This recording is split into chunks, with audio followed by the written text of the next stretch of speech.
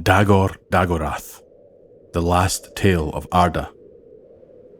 1. Of Melkor in the Outer Dark. Where the name of the enemy is spoken lightly, a shadow can walk unseen. The Old World. Among the lore masters of the present world, it is said that this account comes from the last leaves of the Red Book, copied and argued over by many hands. It is kept as a remembered tradition, never considered to be settled history. It is a gathering of songs, conjectures, and fragments preserved by those who still wish to speak of and recall the old world. And the ending of that world was not witnessed whole, nor written in a single tongue. It is therefore held that this chapter stands as the closing tale of the first realm, Arda, and the opening record of the world that followed. It concerns the fading of ancient powers and the forces, both named and unnamed, whose shadow still reaches into the shaping of later ages. Of the true ending of Arda, many accounts are told, often at odds with one another, and none claim final authority. The old world was steeped in mystery, and even the wise of later days admitted that much passed beyond memory when the great actors of that time departed. What follows is a witness shaped by memory and legend, where events are gathered by meaning rather than strict order. The reckoning of years grew uncertain, defeats and silences blurred together, and the line between true recollection and myth wore thin. Still, it is believed that these pages preserve something true in its spirit, and through them may be glimpsed the passage from one world into another. The Reshaping of Evil. Long were the ages after the overthrow of the Dark Power in the War of Wrath, when the might of the powers of the world, the Valar, drove that darkness through the door of night and cast him beyond the walls of the world. There it fell into the outer dark, where no music is heard, nor counting of days is known, for in that waste lies no time, save such as the exiled spirit bears within himself. But his evil was not wholly quenched, for this being existed as an Ela, and may not be unmade by any power within Ea. And though he was bereft of his great works and severed from the world he had marred, still the memory of his former might and glory clung to him like a shadow with no dawn. He had gone by many names through the long unfolding of the world, names spoken in fear or defiance by the first and second born of the One's children. His own servants whispered names, and some were shaped by poets and minstrels who sought to bind the terror into words. Of all these names, the one he remembered most clearly was his first. Melkor was the name, before envy and violence poisoned the world. That name he carried with him into the void, for in it lay both his beginning and his loss. In the void, there was neither light nor darkness as they are known within Arda. What exists is a negation of both, a vast unbeing that presses upon the spirit like a weightless stone, where no breath stirs and no horizon may be guessed. There, Melkor learned a new torment, the slow erosion of the self through endless solitude, where even memory thinned and the will turned inward upon itself. For in the outer dark no voice answered his own, and no echo returned his thought, only that which he carried. Melkor would realize, with patience, that his solitude was not wholly empty. Beyond his own wandering thoughts, he sensed the presence of others. Some were ancient spirits that had never entered the world at all. Others had been cast out long before his own downfall, or were broken in ways never recorded by the Valar. Few of these spirits held any love for Arda, and fewer still held any care for the children who dwelt therein. To some, the world was a matter of indifference, vast and cold. To others it was an object of a deep and formless hatred. In his growing perception, these minds took on terrible semblances. Some appeared to him as sprawling forms, like endless spiders clinging to webs of unlight. Others were as vast worms coiled upon nothing, and some bore no discernible shape, pressing upon thought itself as a weight upon dark waters. They did not speak as the Ainur once had in the great music, Yet Melkor felt their attention turned toward him. His will drew them, as did the ancient discord that still burned deep within his spirit. In time, he perceived that they too were gathering, though to what end none could yet say. At the beginning of his exile, Melkor had been shorn and formless, his power spent in envy and wrath, and in the making of things foreign to the music. Of how long he lay thus, he himself had no true knowledge, for in the outer dark there was no measure by which time might be reckoned, and memory itself grew uncertain. And while he struggled back into shape and gathered his scattered thoughts, within the world he had lost, there passed years uncounted. The sun rose and waned, kingdoms of men were founded and fell, and the works of his enemies passed into history and eventually legend, all transpiring without his knowing. For to Melkor, the turning of years upon Arda was no more than a slow deepening of distance, perceived only as a change in the temper of the world that whispered faintly across the void. Slowly, very slowly, there came to him a gathering of shape, for the being of each Ainu retains an echo of the thought that Iluvatar, the One, gave them at their beginning. As shape returned, memory would follow. He remembered great halls in Almarin before peace was shattered, and the councils where his voice once carried the greatest weight among the powers. He recalled a restless hunger that drove him to search for the flame imperishable, and he remembered the bitterness he felt upon learning that the flame could never be taken by force or guile. His thoughts turned to those who served him, admiration, fear, or lies carefully set before them. It mattered not. He recalled their obedience and their eventual ruin. Chief among them was the one the children called Sauron, the greatest of his servants, in whom he had once taken pride and whom he also despised. In time, he came to see that even servants learn from the hands that shape them. He remembered one of the firstborn, standing before the gates of his great citadel, the sound of his horn, the clash of their combat upon a frozen barren waste. The jewel that endured within him was a wound of shame as much as of pain, for it had been inflicted upon him before all the world. Long after chains were forced upon him, the memory of Fingolfin's blade and the defiance it bore remained sharp.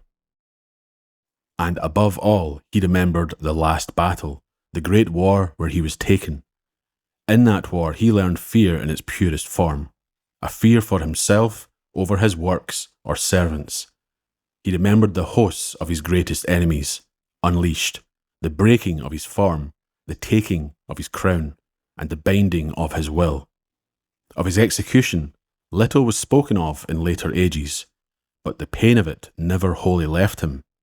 It lingered as a tearing within his very soul that no passing of time could still. Of the echo of Iluvatar's thought, he resisted long, for in it lay remembrance, and remembrance was a burden he would not bear. But will, even corrupted, is a fire that cannot consume itself, and at last he turned within, drawing upon the deepest foundations of his being, where the imprint of Iluvatar's design yet endured, unmarred by hatred. Of that echo, Melkor wove a counterfeit form for himself, and because his mind at first turned backwards to the days before his great fall, a terrible brightness came upon him, fair seeming to the dim of heart, but dreadful to any who might behold the fire of hatred that smouldered beneath. He took form once more, radiant and majestic, recalling the might he bore before the spring of Arda was corrupted. And in that semblance he delighted for a time, for it reminded him of the days when his power was not yet poured out into ruin, when his voice in the music had been mighty and near to mastery. As he exulted, perception followed delight, and he discerned the lie within the light he had kindled, for it warmed nothing and gave no joy, and all its brilliance was bent inward, feeding only his own pride. That light was poisoned, and in his eyes burned with a piercing malice more deadly than of old, for Melkor had grown in cunning through his long hatred, and though he shone now like a star newly kindled, the trace of his will lay ever upon his countenance. To him, this became a token of destiny, that his dwelling in the void was bound by an hour yet unfulfilled. For in the far deep he felt a stirring, faint yet familiar, an unrest in the music that came not from himself. This unrest was subtle, no clear summons nor challenge. It was rather a trembling, as of a string long slackened and now drawn taut once more. And Melkor knew that it arose from within Arda itself, from the marring he had wrought in the substance of the world, which even the Valar had not healed utterly, nor could they. And he knew that Arda, though healed of his terrible presence, yet bore the scars of his marring, and through those rents his thought might yet pass. Despite this awakening, Melkor dared not approach the door of night. Often he beheld the glimmer of a holy light afar, and he felt a pang of fear sharper than any he had known when first he fled from the wrath of Tulkas, or when his citadel fell around him. For that was the Silmaril borne by Erendil upon Vingolot, and its flame, unmarred by his hand, pierced him more keenly than the chains of the Valar. In that light was all that he had sought to claim and could not: beauty unmarred, will unbroken, a harmony that was beyond his mastery. Long had he hated that jewel borne by the mariner, and long had he coveted it. Yet now hatred and desire alike were mingled with the darkest dread, for the light of the trees, reborn in the Silmaril, was to him a judgment ever renewed. The pure light of the trees is death to the unrepentant, and he was not repentant. Nevertheless, as the years passed on Arda, Melkor again felt a faint echo of power returning to him, and he perceived that this came from the wills and wickedness of lesser creatures in the world he had left, for every act of malice and every shadow of fear lent a fire to the ancient discord. In this manner, the children of Iluvatar, unknowing, became the far-off instruments of his renewal, for where fear took root, there his thought found purchase, and where pride and cruelty were cherished, there his ancient theme was faintly remembered. Melkor perceived then that though the Valar kept watch no longer with the vigilance of old upon Middle-earth, the hearts of men were ever changeful, and the whisper of his music had not wholly faded from their memories. And so he waited, in patience born of pride, gathering his thoughts upon himself, masking his flame lest it be seen, and shaping anew the will that had once shaken the world. Patience became his chosen craft, and he turned his thought to measuring the world beyond the door of night, for he had learned in defeat that force alone could not secure mastery. Subtlety, he now perceived, was the greater weapon, and endurance the deepest strength. In the outer dark he wandered, bright and terrible, drawing more spirits within the void to him, yet he was hidden from all beyond the door of night, save one who dwelt in all places, though he did not speak. That silence endured upon his thought, inscrutable in its purpose and unyielding to his pride. Melkor could not tell, nor would he ever ask, for pride still ruled him, and repentance was a thought he would not suffer to linger. The third silence began, and the shadow of the last battle stretched forth, though none in Arda yet perceived it. The Unguarded Silence. For immeasurable years passed then in the counting of Arda, though to Melkor they were but a slow turning of thought upon itself. The tale of his defeat had grown dim among the children of Iluvatar, passing first into song, then into lore, and at last into little more than a name spoken with uncertainty and lingering fear. To many, it seemed no more than a legend of the elder days, fit for the learning of lore masters, but of no weight or consequence upon the present hour. A myth devised by the elves, a personification of ancient evil, rather than an enduring will.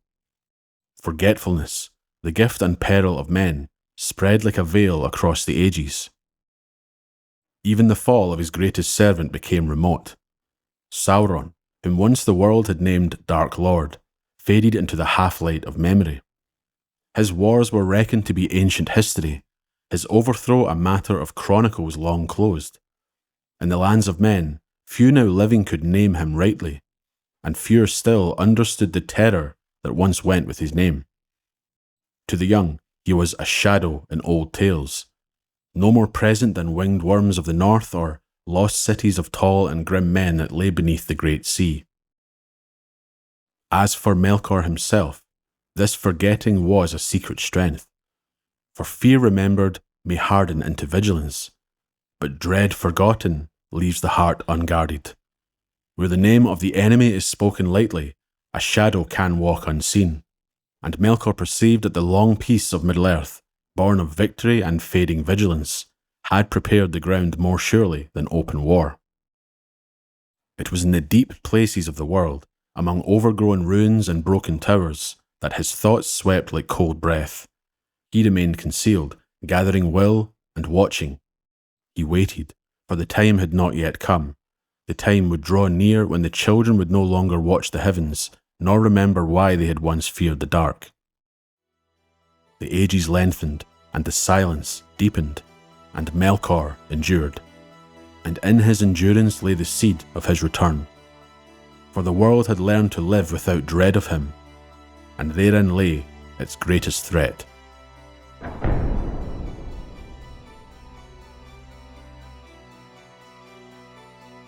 This was part one of my own written version of the Dagor Dagorath, the final tale of Arda. It was written entirely by me with no assistance or tools, except of course the works of J.R.R. Tolkien as my influence. It's not meant to represent Tolkien's own thoughts on this part of Arda's history, and it's just one of many unofficial versions imagined by those who enjoy his works. I want to thank supporters of the Red Book, and especially the lore masters Patricia, Dovid, Victus, Wavesailor, Master of Dungeons, Moses Gunn, NCV 93, Seraphim 38, Brandon, and Lynn.